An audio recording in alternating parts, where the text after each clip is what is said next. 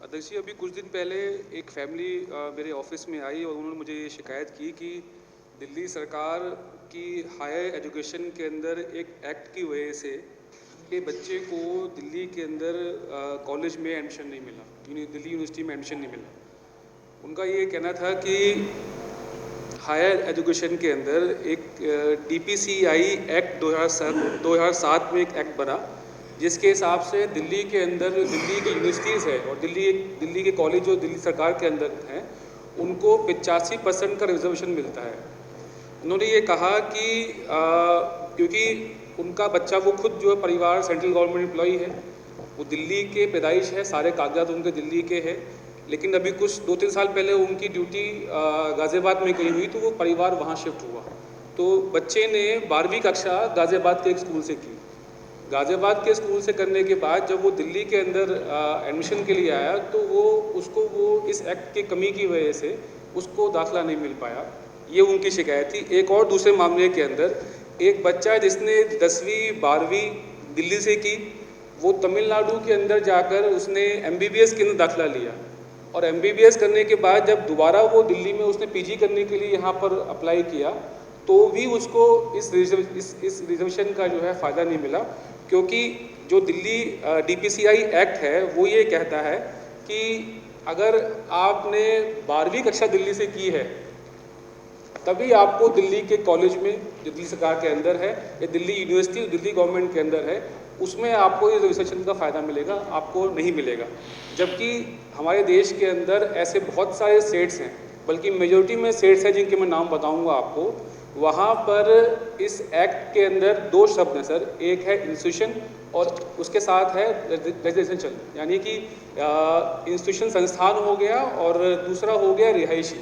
हमारे यहाँ लगभग 22-23 स्टेट्स हैं, मैं भी नाम बोलूँगा उनको, जहाँ पर उन स्टेट्स ने दोनों प्रोविज़न रखे हुए हैं, दोनों मेथड रखे हुए हैं इस एक्ट के अंदर कि अगर बच्चे ने 12वीं की है तो भी उसको रिजर्वेशन मिलेगा, अगर बच्चा अगर यहीं का पैदाइश है, उसकी यहीं का रहने वाला है, तो भी उसको रिजर्वेशन मिलेगा। तो जो बच्चा तमिलनाडु जिसने MBBS किया और दोबारा दिल्ली में आकर उसने PG में एडमिशन लिया तो उसको एडमिशन में रिजर्वेशन नहीं मिला, और उसकी हालत ये हो गई क्योंकि तमिलनाडु के अंदर वहाँ पर उन्होंने रिहायशी वाला मेथड ले रखा है इस एक्ट के अंदर, तो उसको वहाँ भी रिजर्वेशन नहीं मिला और उसको दिल्ली के अंदर रिजर्वेशन नहीं मिला। मैं आपके सामने कुछ नाम बोल रहा हूँ सर, जो स्टेट्स इस समय दोनों मेथड का इस्तेमाल कर रहे हैं: हरियाणा, पंजाब, राजस्थान, केरला, उड़ीसा, हिमाचल प्रदेश, बिहार।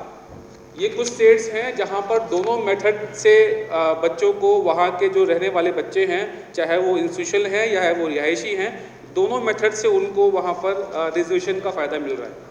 सर, दिल्ली के अंदर बहुत सारे ऐसे मिडिल क्लास फैमिलीज़ हैं जो माइग्रेट करते हैं काम की वजह से या किसी अदर वजह से, और ख़ास तौर पे NCR में जाते हैं, कोई हरियाणा या कोई गुड़गांव, नोएडा, गाज़ियाबाद जाते हैं, और वो बच्चे अगर जब दिल्ली के अंदर अपना दिल्ली यूनिवर्सिटी के अंदर अप्लाई करते हैं तो उनको रिजर्वेशन का फ़ायदा नहीं मिलता। वहीं उल्टा जो दिल्ली के आसपास की जो स्टेट्स हैं, जब वो दिल्ली में आते हैं, माइग्रेट करते हैं, तो उनको रिजर्वेशन का फ़ायदा मिल जाता है। विशेष जी, दिल्ली यूनिवर्सिटी की बात कर रहे हो या IP यूनिवर्सिटी की बात कर रहे हो? दिल्ली सरकार के अंदर यूनिवर्सिटीज़ हैं, जैसे डॉक्टर अम्बेडकर यूनिवर्सिटी हो गया, उनकी बात, दिल्ली यूनिवर्सिटी आप रिपीट कर रहे हैं ना, दिल्ली यूनिवर्सिटी नहीं बात कर। दिल्ली यूनिवर्सिटी का मतलब ये है कि जो यूनिवर्सिटी दिल्ली सरकार के अंदर है या जो कॉलेज दिल्ली सरकार के अंदर है। स्टेट यूनिवर्सिटी के? जी हाँ सर, स्टेट यूनिवर्सिटी। सर, एक उदाहरण मैं आपको बताऊं, हरियाणा का एक बच्चा जिसने 11वीं और 12वीं पास करी, उसको दिल्ली के अंदर रिजर्वेशन का फ़ायदा मिल रहा है क्योंकि दिल्ली के अंदर इंस्टीट्यूशन वाला है, और उस बच्चे को हरियाणा के अंदर भी 85% का फ़ायदा मिल रहा है। यानी हरियाणा और दिल्ली 50% हो गया, 15% ऑल इंडिया कोटा हो गया, टोटल 185% रिजर्वेशन उस बच्चे को मिल रही है जो बच्चा हरियाणा में पढ़ रहा है, यानी कि जिस स्टेट ने दोनों प्रोविज़न रखे हुए हैं। इसी तरह सर, एक फैमिली जो है अभी कोर्ट गई थी, और जो एक्टिंग चीफ जस्टिस हैं हमारे दिल्ली हाई कोर्ट के मिस्टर AK सीकरी जी, 21 अगस्त को ये मामला 2021 में उनके पास गया था, तो वहाँ उन्होंने ये कहा कि ये जो है असेंबली का काम है और दिल्ली असेंबली को इसका संज्ञान लेना चाहिए और वो उसको इस नियम में उनको बदलाव करना चाहिए। सर,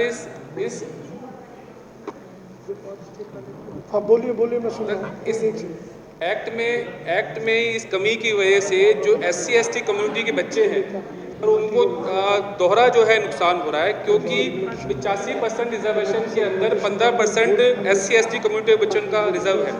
तो ये प्रावधान नहीं होने की वजह से, इस एक्ट में कमी होने की वजह से SC/ST कम्युनिटी के बच्चों को जो है इसमें काफ़ी नुकसान हो रहा है। मेरा सर इसमें आखिर में आपसे ये निवेदन है कि इस एक्ट के अंदर ये बदलाव किया जाना चाहिए।